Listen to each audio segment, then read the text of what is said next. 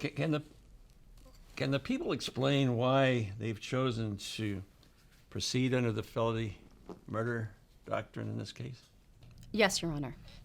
The evidence in this case demonstrates that the defendants engaged in an armed robbery against the victim, Jason Kunstler. The police responded to the scene and saw that the defendants had a weapon. The police accidentally shot the victim during the melee. This is a straightforward application of the felony murder rule.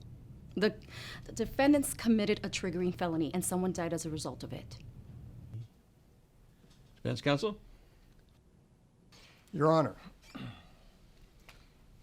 the prosecution's theory is defective as a matter of law, and it's also just plain absurd, and we would like the court to exercise some common sense here.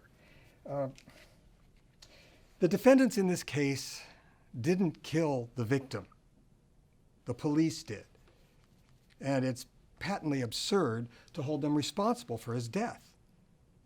The true agent of the killing was the police officer who fired the fatal shot.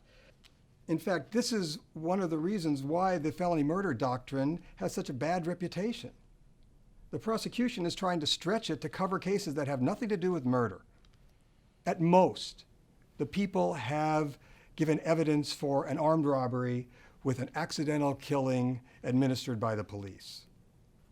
But that is not murder. I mean, do the people have any support for their argument? Yes, Your Honor.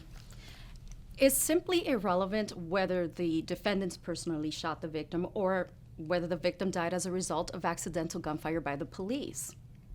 The fact of the matter is that there's a close causal connection between the triggering felony and the victim's death. If the defendants hadn't engaged in armed robbery, the police would have never showed up to the scene and drawn their weapons. The victim would still be alive today. The defendants set in motion a chain of events that resulted in the victim's death. That makes them guilty of murder and subject to the harshest penalties under the Penal Code, Judge.